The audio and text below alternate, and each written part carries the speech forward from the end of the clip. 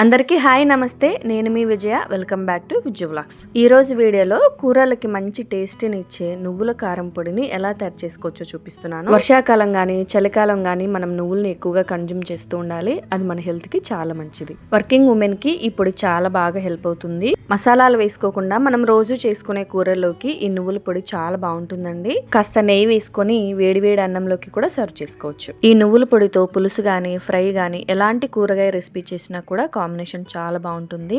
నేనైతే ఇక్కడ బెండకాయ ఫ్రై చేసి చూపిస్తాను. మరి లేట్ చేయకుండా ఈ నువ్వుల పొడి ఎలా తయారు చేసుకోవాలో చూసేద్దామా. ముందుగా స్టవ్ మీద ఒక ప్యాన్ పెట్టుకోండి. అందులోకి 1 కప్పు దాకా నువ్వులు వేసుకోండి. ఈ నువ్వుల్ని చిన్న మంట మీద మాడిపోకుండా నిదానంగా వేయించుకోవాలి. గింజ లోపలి వరకు వేగిపోవాలి. అప్పుడే ఈ నువ్వులు చక్కగా గ్రైండ్ అయ్యి మంచి టేస్ట్ అనేది వస్తుందన్నమాట. సో ఇలా సన్నటి సెగ మీద కమ్మటి వాసన వచ్చేంత వరకు వేయించుకొని ఒక ప్లేట్లోకి తీసుకొని పక్కన పెట్టుకోండి. ఇప్పుడు అదే ప్యాన్ లోకి మీరు తినే కారాన్ని బట్టి 10 నుంచి 12 దాకా ఎండుమిరపకాయలు వేసుకోండి. అలాగే 1 టీ స్పూన్ ధనియాలు, 1/2 టీ స్పూన్ జీలకర్ర, 1/4 టీ స్పూన్ దాకా మెంతుల్ని కూడా వేసేసి ఈ దినుసులన్నిటినీ కూడా లో ఫ్లేమ్లోనే వేయించుకోవాలి. ఎండుమిరపకాయలు వేగినప్పుడు కాస్త కలర్ మారుతాయి. అలాగే దినుసుల నుంచి కూడా మంచి వాసన వస్తుందన్నమాట. సో అంతవరకు కూడా సన్నటి సగ మీదే వీటిని కూడా వేయించుకొని వీటిని కూడా మనం నువ్వులు వేసుకున్న ప్లేట్లోకి వేసేసుకోండి. ఇప్పుడు వీటన్నిటిని కూడా పూర్తిగా చల్లారనివ్వండి.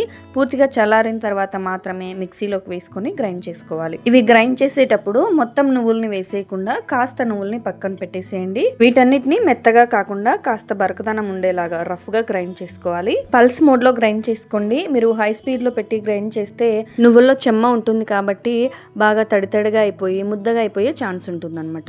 సో ఇలా గ్రైండ్ చేసుకొని ఒక గిన్నెలోకి వేసుకోండి. ఇప్పుడు అదే మిక్సీ జార్లోకి మిగతా నువ్వులను కూడా వేసేసి గ్రైండ్ చేసుకోవాలి. ఈ నువ్వులతో పాటుగా ఒక 7-8 వెల్లుల్లిని తొక్కతో సహా వేసేసుకోండి. ఈ వెల్లుల్లి ఫ్లేవర్ ఇష్టం లేని వాళ్ళు స్కిప్ చేసేయచ్చు, ఏం పర్వాలేదు.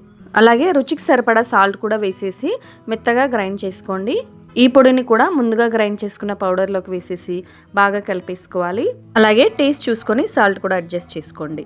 అంతేనండి, కూరలోకి వేసుకునే టేస్టీ నువ్వుల పొడి అయితే రెడీ అయిపోయింది.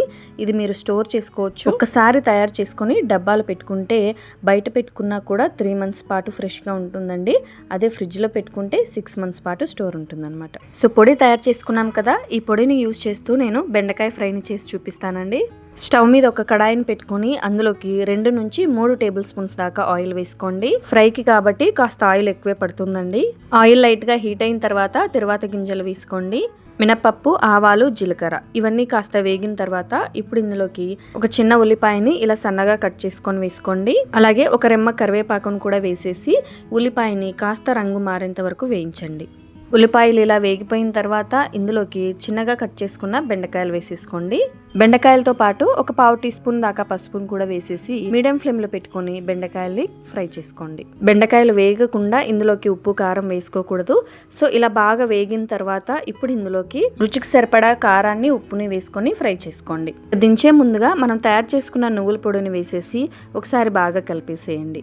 చివరగా కాస్త కొత్తిమీరను కూడా తుంచి వేసుకొని బాగా కలిపేసుకొని స్టవ్ ఆఫ్ చేసేసి పక్కకు దించేసుకోవటమే. సో నువ్వుల పొడితో ఇలా ఫ్రై కాంబినేషన్ చేసుకోవచ్చు. అలాగే మసాలాలు వేయకుండా చేసుకునే ఎనీ గ్రేవీ కర్రీస్, పులుసు కూరలు ఏవైనా కూడా చేసుకోవచ్చు అనమాట. రోజువారీ మనం చేసుకునే ఈ కూరలు ఫ్రైలు మరింత టేస్టీగా హెల్తీగా తయారు చేసుకోవడం కోసం ఈ నువ్వుల పొడిని మీరు కూడా ఇంట్లో తప్పకుండా ట్రై చేయండి.